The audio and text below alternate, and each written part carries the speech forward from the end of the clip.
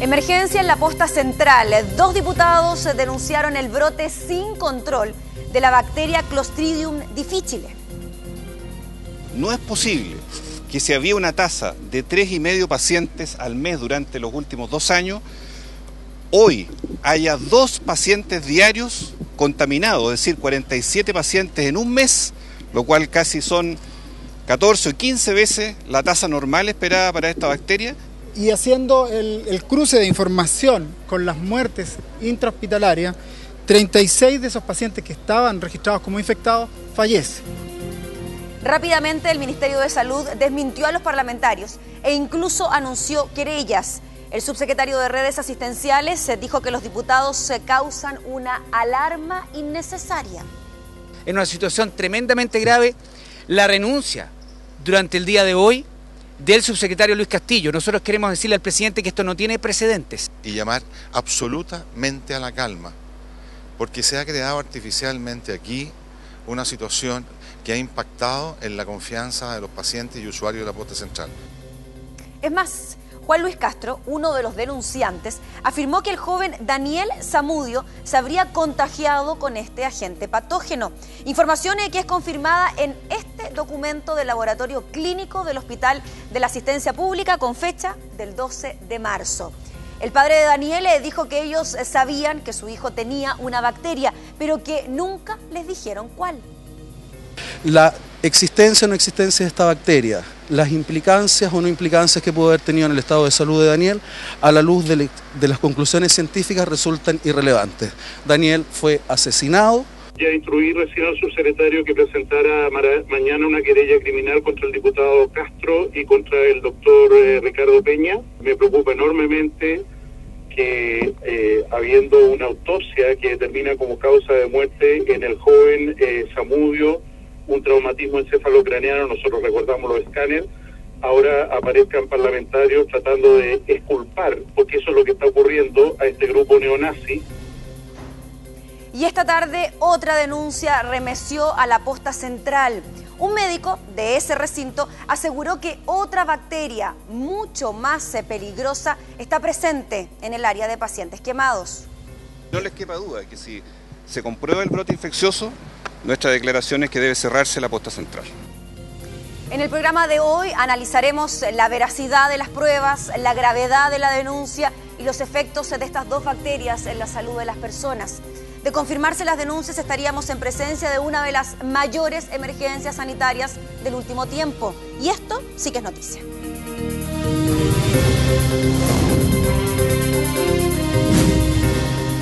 Estamos preocupados y con razón de lo que está ocurriendo en el que podríamos decir el principal recinto de urgencias hospitalarias de nuestro país, la posta central. Vamos a analizar estos temas, presentamos de inmediato a nuestros invitados. Estamos con Gonzalo Wilson, infectólogo del Hospital Carlos Van Buren. ¿Cómo está, doctor? Muy buenas tardes. Buenas tardes. También estamos con Carolina Cantillana, tecnóloga médica de la Universidad Andrés Bello. ¿Cómo estás, Carolina? Buenas tardes.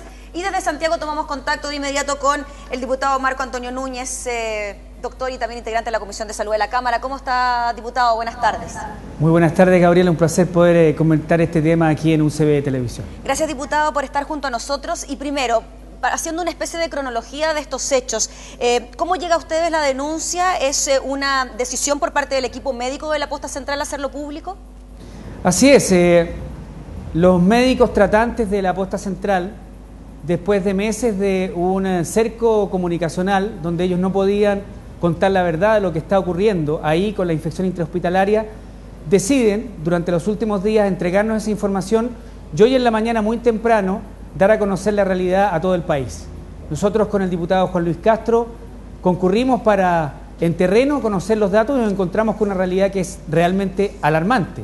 Un brote epidemiológico que comienza en julio del año pasado, que tal como se ha comentado en las noticias es 7, 8, 10 veces mayor a lo que normalmente deberían encontrarse en un hospital como este de enfermos por Clostridium difficile y la negativa permanente por parte de la autoridad a reconocer esta realidad y lo que es más grave aún, de entregar los recursos para la solución y finalmente reconocer que este brote debe ser enfrentado como los protocolos clínicos y epidemiológicos así recomiendan. Diputado, cuando usted habla de cerco comunicacional, ¿a quién se refiere? ¿Al director de la posta central, al subsecretario de redes asistenciales, al mismo ministro de Salud? El propio director de la posta central nos comunicó que él estaba absolutamente prohibida la posibilidad de entregar información a la opinión pública y que toda la información se centraliza en la subsecretaría de redes, que además está oficiando de ministro subrogante, pues el ministro titular está de vacaciones. ¿De ahí esta negación entonces por parte del Ministerio de Salud a la hora de bajarle el perfil a lo que estaría ocurriendo en la posta central? Es que ellos creen que pueden enfrentarse a estas cosas bajando el perfil. Nosotros para nada queremos entregar información que entregue una alarma a la ciudadanía.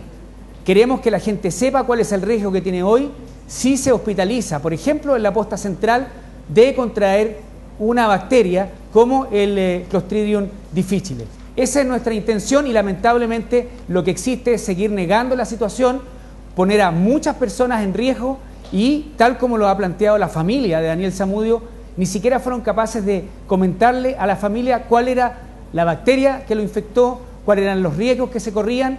Nosotros nos enteramos también que el joven Daniel Zamudio tuvo un historial de diarrea que provoca esta bacteria y para nada, hay que ser muy claros, tenemos que avalar la actitud de los abogados de los neonazis que están intentando aprovechar esta situación para disminuir las penas de sus defendidos. A mí me parece una actitud absolutamente rechazable y que lamentablemente además el ministro Mañalich ha intentado confundir a la opinión pública con este anuncio de querella que ya no es la primera vez, sino que acostumbra a responder de esta manera. Diputado, vamos a estar en instante profundizando en ese tema también y las respuestas por parte del Ministerio de Salud. Pero doctor, ¿qué es lo que es esta bacteria? ¿Es una bacteria que en definitiva puede llegar a causar la muerte de las personas? A ver, para aclarar, esto es una bacteria que puede hasta un gran porcentaje, 5-10% de la población portarla. No significa que vayan a desarrollar la enfermedad. Esta bacteria se activa y produce una toxina que es la que causa la diarrea, generalmente en situaciones en que existe un sobreuso de antibiótico, en que este antibiótico produce una alteración en la flora intestinal, en que este mismo antibiótico activa esta bacteria por diversos mecanismos y parte produciendo una toxina que causa la diarrea. Por lo tanto, esto en general se asocia al uso de antibióticos y a infecciones intrahospitalarias, o infecciones que actualmente se denominan en atención en salud. Por lo tanto, es un riesgo dentro de la atención dentro de los hospitales. Ahora, hay distintos centros en que tienen mayores o menores prevalencia. Se habla de brote en este momento porque estamos hablando de un aumento del número de casos. ¿Podemos encontrarlos en recintos asistenciales públicos? ¿También lo podríamos encontrar en clínicas privadas? Esto se ve sin mayor diferencia ni social ni de ingreso. En lugares en donde se utilice mayor número de antibióticos vamos a tener mayor riesgo. Lugar donde no se respeten las medidas para evitar la transmisión de esta bacteria, que esta bacteria se transmite por medio de esporas, también esto va a ocurrir. Carolina, en relación a lo mismo, y eso precisamente te quería preguntar, ¿cómo se transmite esta bacteria? Porque el doctor decía que quizás no se siguieron los protocolos, podríamos decir, de higiene o de seguridad sanitaria a la hora de tratar con los pacientes. Pues efectivamente, la verdad es que es un poco de repente riesgoso buscar la causa exacta, como dice el doctor. Efectivamente, y es conocido que esta bacteria, así como otras, existen a nivel intrahospitalario. Obviamente las medidas se deben tomar, precauciones sanitarias desde las higienes básicas de limpieza del lugar, y se puede transmitir. O sea, esta bacteria nosotros, y hablo desde mi conocimiento como tecnólogo médico en laboratorio, la podemos encontrar en deposición. Y la forma de contagio, una persona que está con diarrea, ¿cierto?, que está con cierta sintomatología, dolores abdominales, ¿cierto?, va a tener una diarrea en donde va a estar presente esta toxina o esta bacteria que está produciendo el problema. Y principalmente la transmisión o retransmisión de esto va a ser a través de vía contacto bucal, o sea, de contagio, y por las heces de pacientes que están contagiados. Doctor, ¿podría decirse que quienes deseen o necesiten ir a atenderse a la posta central podrían correr riesgo de contagiarse con esta bacteria, o estamos hablando solo de pacientes críticos? Lo que pasa es que esta bacteria va a afectar a pacientes críticos. O sea, una persona que adquiere consulta a la posta central o a cualquier unidad de emergencia, consultorio, por otra cosa, que adquirió cualquier infección a nivel comunitario, que se dice, no corre un riesgo de adquirir, o puede ser que él mismo sea portador de esta bacteria.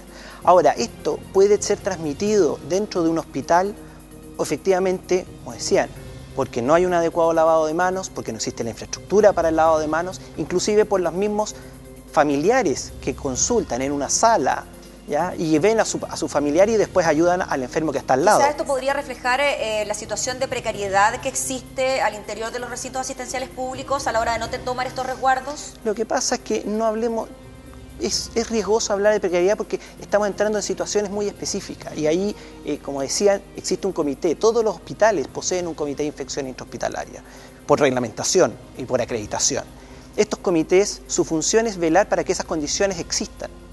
Y si existe un brote, tomar todas las medidas que están definidas y están estandarizadas para evitar la propagación. ¿No se tomaron entonces, Carolina, las medidas para evitar la propagación si estamos hablando de un brote que surgió el año pasado? La verdad es que es bastante difícil, o sea, decirlo así de frentón, pero yo te podría decir, o sea, uno puede pensar, si tú me preguntas, por ejemplo, ¿cuál podría ser una forma de prevenir el contagio? O una forma súper simple es el lavado de manos.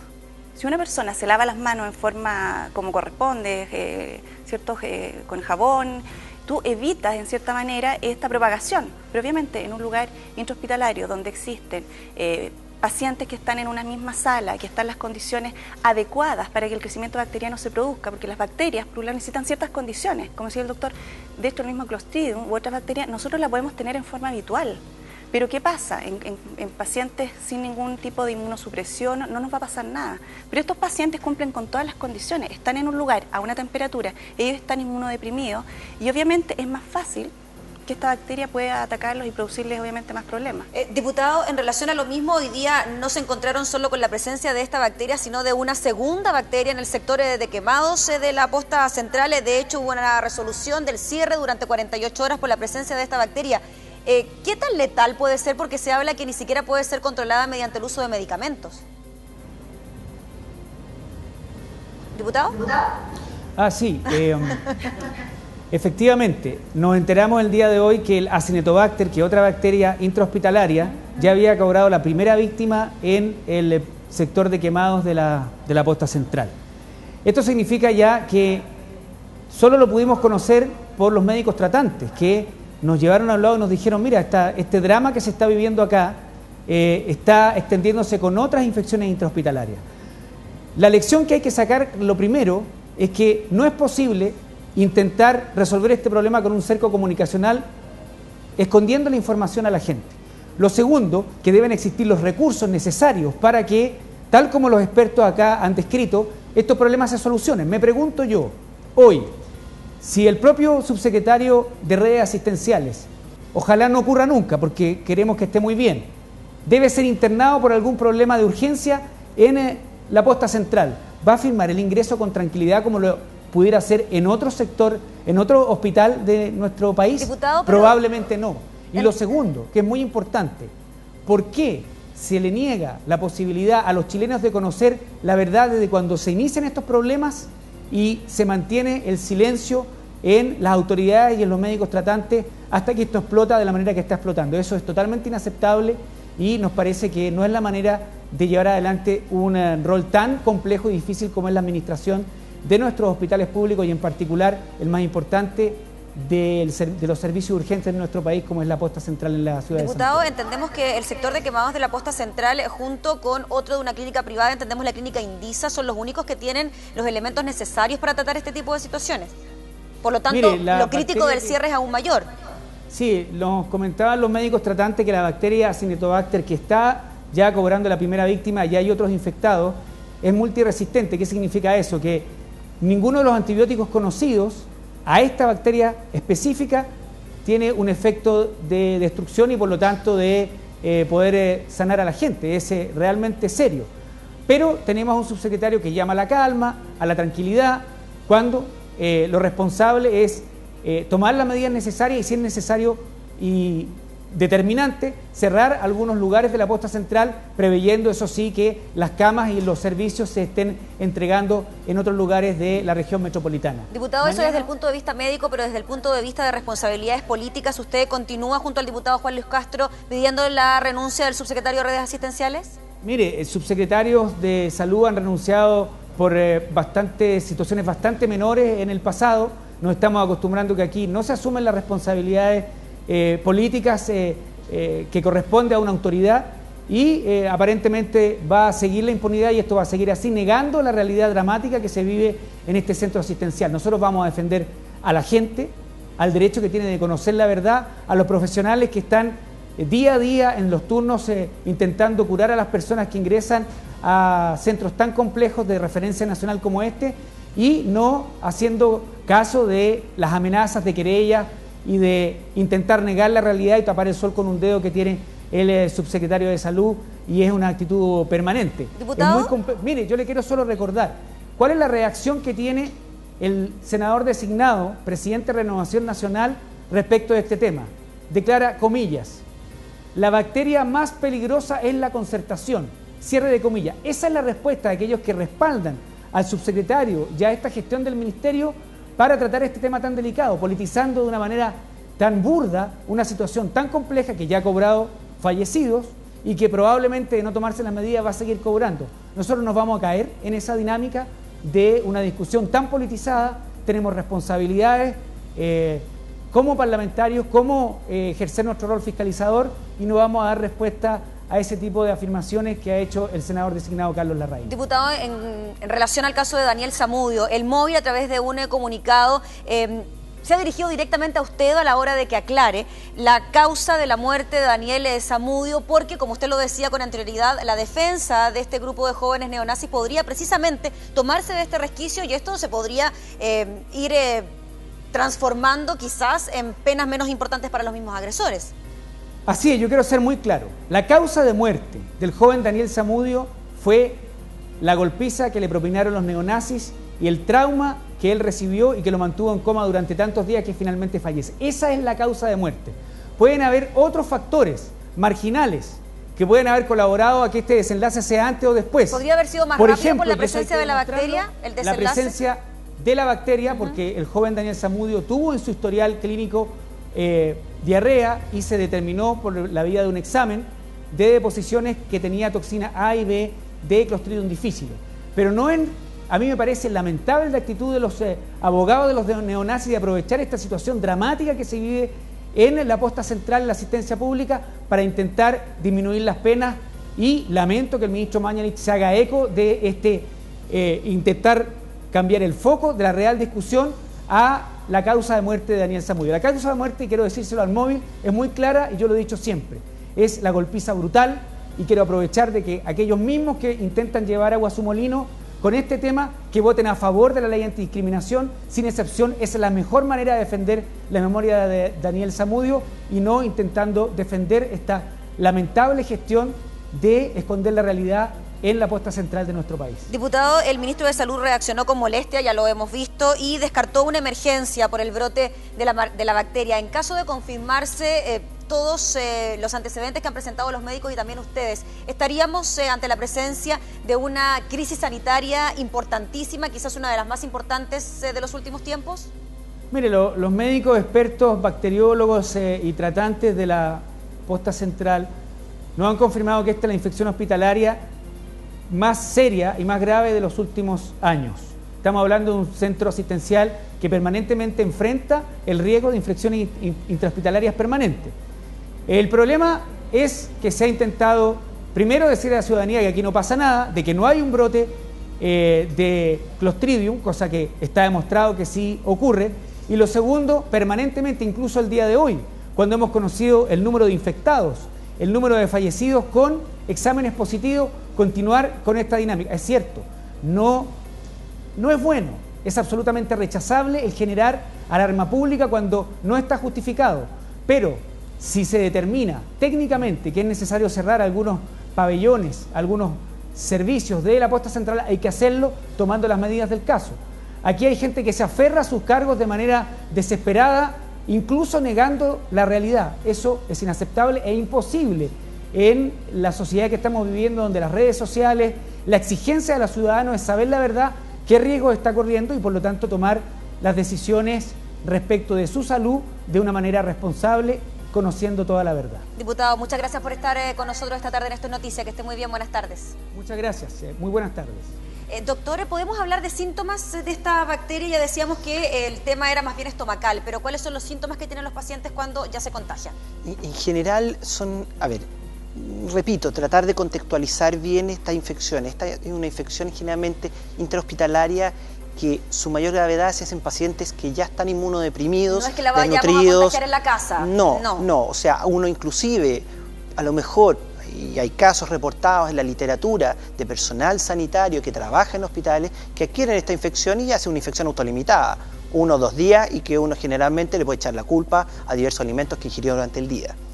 En el caso de estos pacientes, uno parte generalmente como clínico, cuando está viendo a los pacientes en que comienzan con diarrea, uno le avisa al personal de enfermería, este paciente comenzó con diarrea, uno analiza los factores de riesgo. ¿Se puede tratar en el corto plazo? ¿Hay medicamentos que lo puedan controlar? O sea, tienen antibióticos, son las cepas que tenemos nosotros en Chile identificadas, son de una virulencia, digamos, moderada. En Estados Unidos, en el hemisferio norte, tienen cepas de alta virulencia que rápidamente, llevando a causas de muerte, principalmente en pacientes de mayor edad, inmunodeprimidos, repito, en las situaciones acá, generalmente ¿en dónde se asocia? En pacientes muy averiados, pacientes de unidades de intensivo, como estamos viendo, o sea, la posta central es un caldo de cultivo perfectamente, hay pacientes politraumatizados, pacientes multiaveriados, con diversas patologías, tanto infecciosas como metabólicas, diabéticos, inmunodeprimidos. Entonces, está el caldo de cultivo. Ahora, esos pacientes van a hacer diarrea, y cuando hacen una diarrea, uno dentro de sus protocolos pide los exámenes, como es la toxina, el Clostridium, y si es que eso sale positivo, comienza el tratamiento antibiótico. Y Carolina, en relación a esta otra bacteria, la Acinetobacter,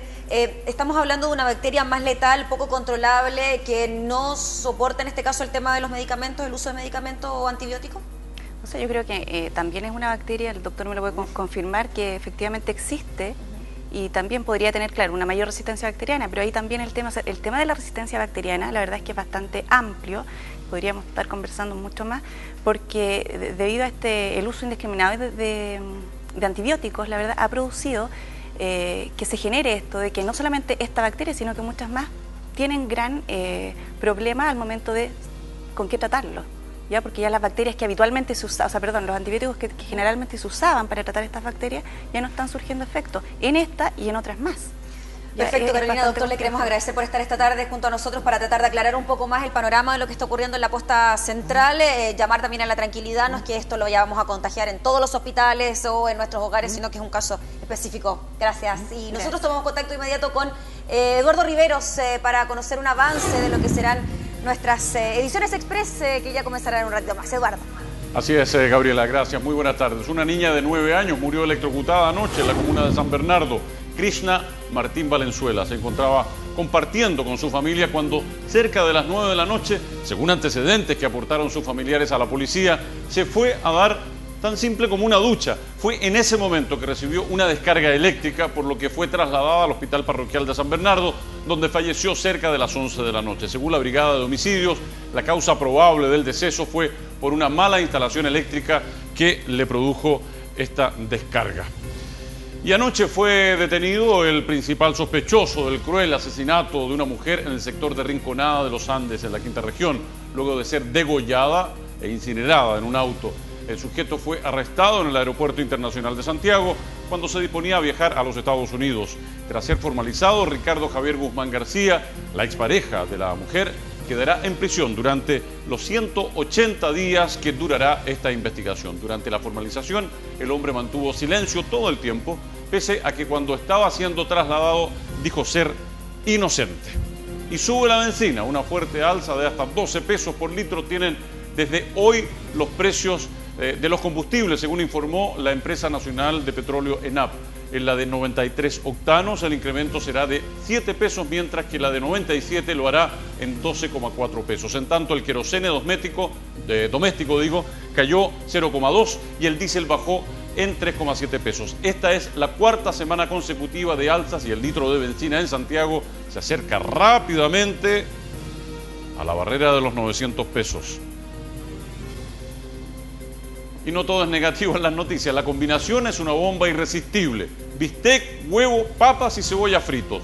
Todos ingredientes distribuidos armónicamente sobre un plato conocido como el bife o el bistec a lo pobre, considerado uno de los menús más requeridos por los chilenos a la hora de comer. Algo muy rico y que, bueno, también tiene su día nacional. Así es que considerando la popularidad de esta reconocida receta chilena, 40 restaurantes del centro de Santiago se sumaron a las celebraciones, con el cual hoy se recordará como el Día Nacional del Bife a lo Pobre. Eso significará que si va a algunos de estos centros gastronómicos, será casi una obligación comer este clásico menú. Son las 7:30 de la tarde, todavía es tiempo de ir a un restaurante y pedir el bife a lo pobre.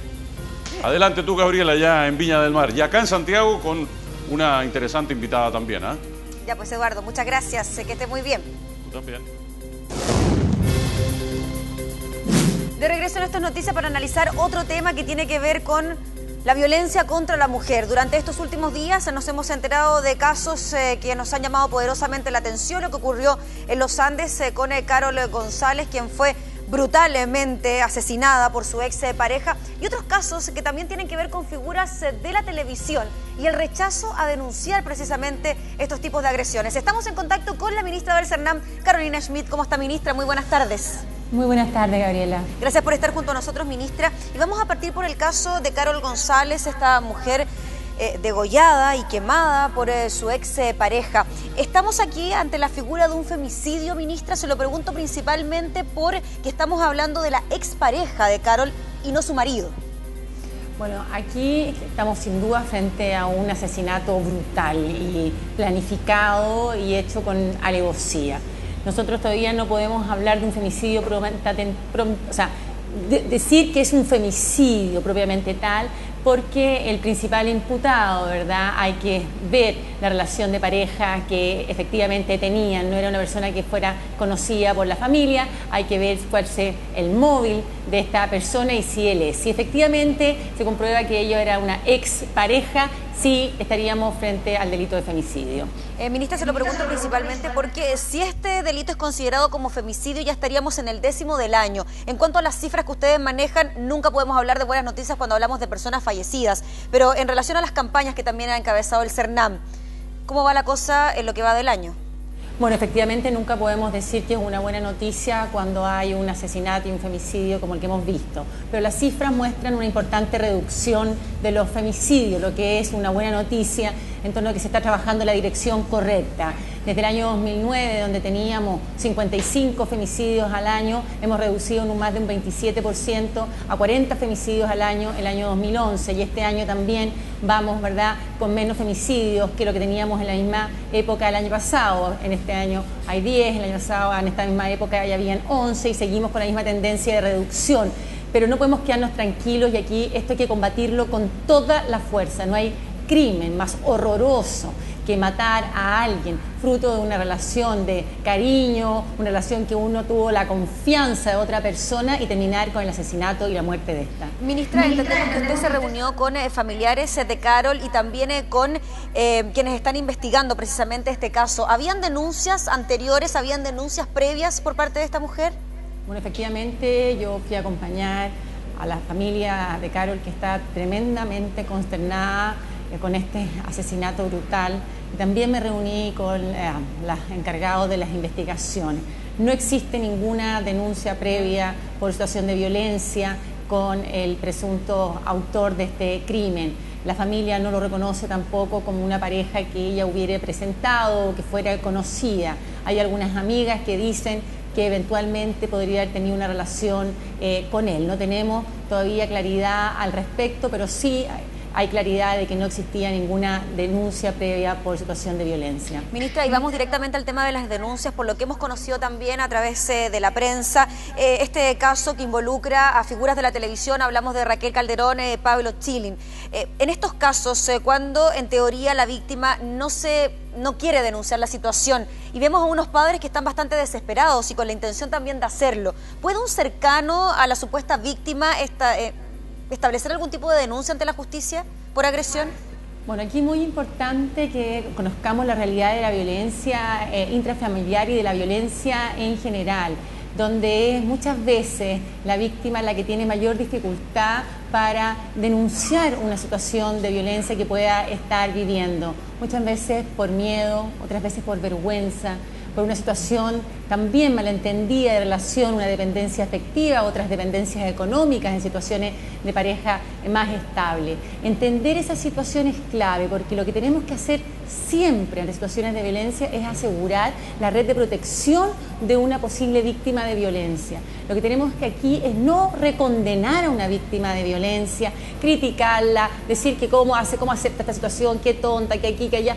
Eso es malísimo. Lo que uno tiene que hacer en estos casos es generar una red de protección, de apoyo, que ella sepa que no se encuentra sola y no generar una red de mayor aislación que pueda provocar incluso mayores niveles de exposición de la víctima a la violencia. Pero, ministra, cuando en este caso vemos a una joven que derechamente se ha negado a denunciar este tema y tenemos unos padres que sí tienen la intención de hacerlo, ¿esto puede hacerse? ¿Puede un padre que ve que su hija es violentada por su pareja hacer la denuncia ante la justicia?